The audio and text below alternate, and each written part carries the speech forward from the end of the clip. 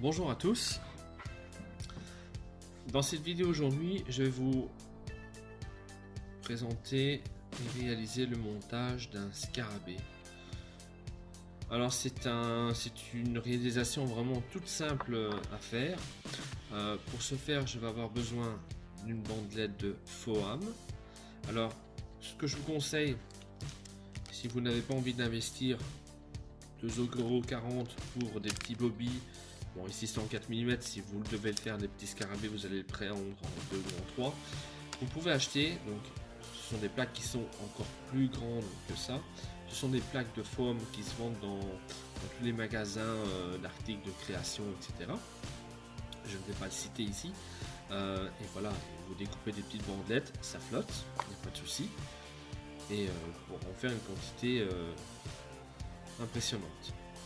J'aurai besoin également, donc ici je vais utiliser une lancette, donc c'est une lancette qui est très fine, noire, et il me faudra également, je vais utiliser ici un petit repère parce que comme c'est une mouche noire, avoir ça visible sur l'eau c'est pas évident, donc je vais faire un petit plumeau parafibre pour mon repère.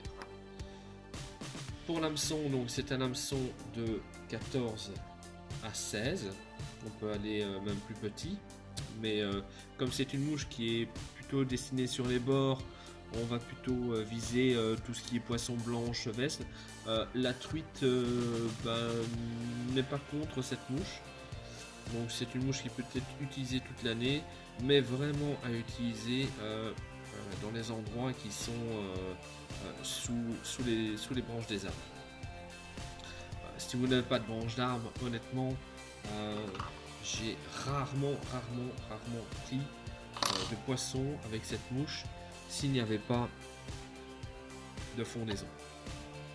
Donc pour la préparation du montage, donc je vais utiliser un fil noir pour tout ce qui est plus banal. Je vais couper en biseau ici ma bandelette de foam, voilà, de façon à obtenir une pointe qui va me servir de point d'appui. Et alors on emprisonne bien la totalité. Voilà, c'est tout.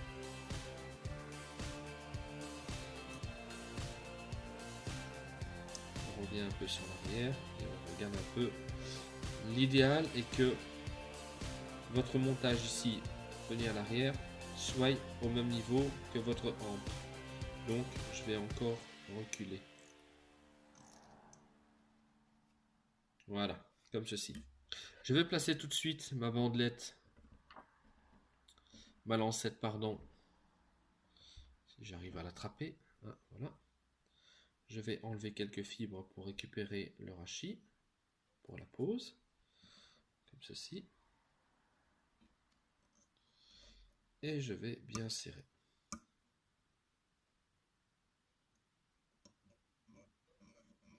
Alors prenez pas un hameçon trop court, il vous faut une hampe assez longue de façon à pouvoir faire donc on va dire l'abdomen et la tête de notre mouche. Donc ici, je vais procéder, donc je vais mettre mon fil en attente un petit peu plus loin. Je vais procéder aux enroulements de ma lancette. Voilà. Comme ceci. Je vais m'arrêter là. Donc je vais revenir en arrière. Et je vais bloquer.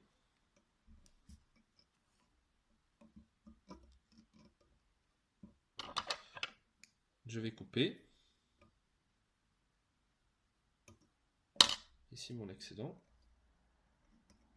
Et bien sécuriser l'ensemble. Je vais maintenant rabattre. Donc je suis plus ou moins positionné sur la moitié de ma hampe.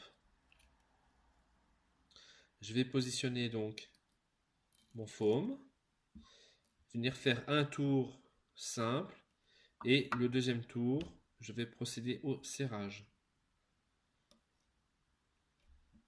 Tout simplement.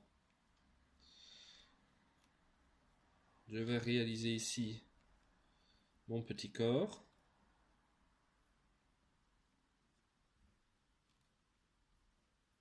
En faisant bien attention de garder 2 mm pour la réalisation de ma tête. Ici, je vais simplement placer donc mon repère, juste pour moi, voilà, qui sera placé ici au-dessus.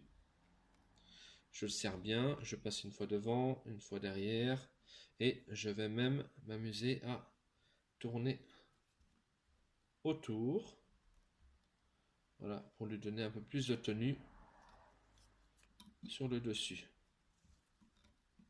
N'hésitez pas à serrer un petit peu. Hop.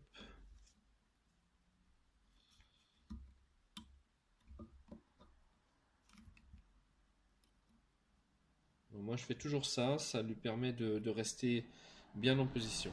Voilà, et je refais encore quelques tours. Il ne me reste plus qu'à former la tête.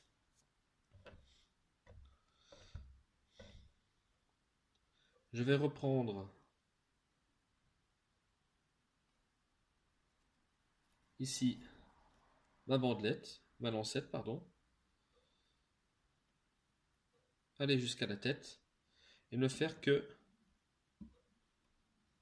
un tour ou deux, pas plus.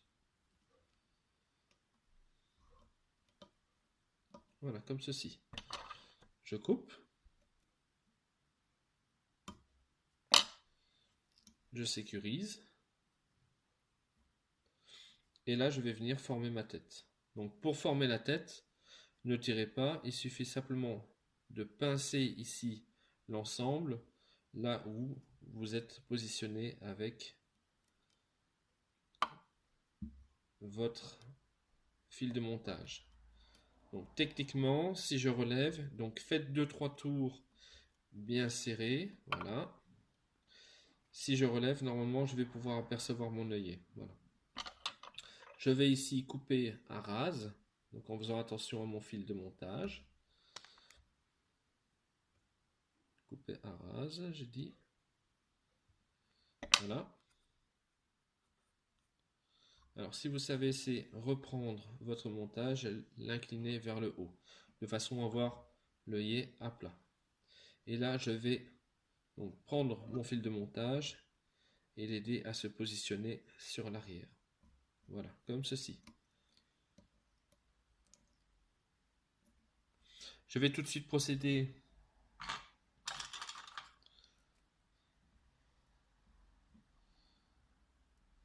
à la ligature, au nœud final, comme ceci. Une fois, deux fois, toujours vers la tête. Plus vous le ferez vers la tête, plus votre tête va s'écarter, vous verrez. C'est d'office. Je coupe. Je vais utiliser une goutte de vernis UV. Alors attention sur le foam, cette matière ne supporte pas la cyanoacrylate.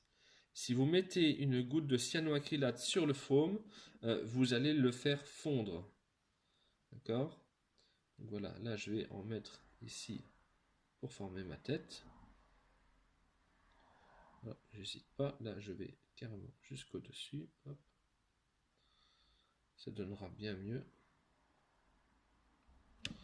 Un petit chouïa en dessous. Hop.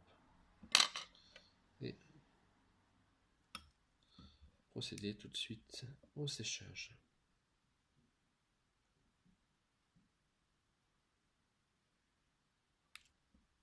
Voici.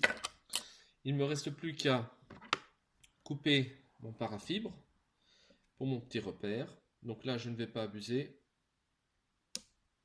Je fais juste un petit toupet. Voilà, le montage de mon scarabée est terminé. Prêt à pêcher. Donc comme je l'ai dit, moi j'utilise sur des hameçons maximum 18 au niveau de la taille. Je ne descends pas plus bas parce que sinon vous allez vous retrouver avec des... En fait, plus vous descendez bas avec cette mouche, plus vous retrouvez avec des poissons de petite taille. Alors, même ici en taille 14, ici, non, là je suis c'est un 16 en plonk. Même en taille 16, vous aurez des petits malheureusement, mais vous pouvez faire de très beaux poissons. Voilà. C'est une mouche qui fonctionne très très bien. Je vois que j'ai une fibre ou deux. Je vais juste l'enlever, passer par le trou. Hop.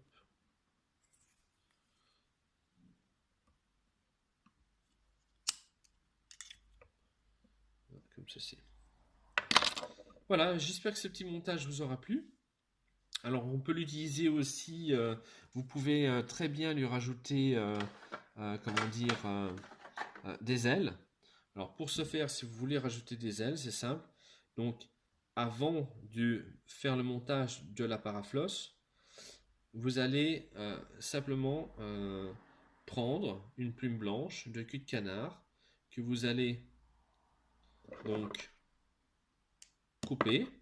Vous allez rabattre quelques fibres ici sur l'avant que vous allez replacer à la place de votre paraflosse.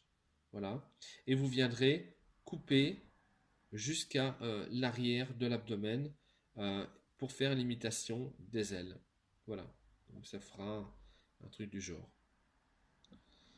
Voilà.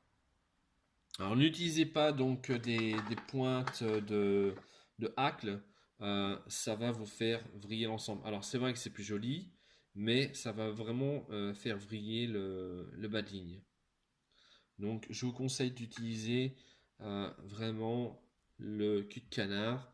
Si vous avez des bouts de cul de canard blanc, voilà, on va dire de piètre qualité, parce que ici c'est vraiment, on le voit bien, c'est une piètre qualité, mais je les garde toujours pour faire ce genre de petit montage, voilà, qui est amplement suffisant.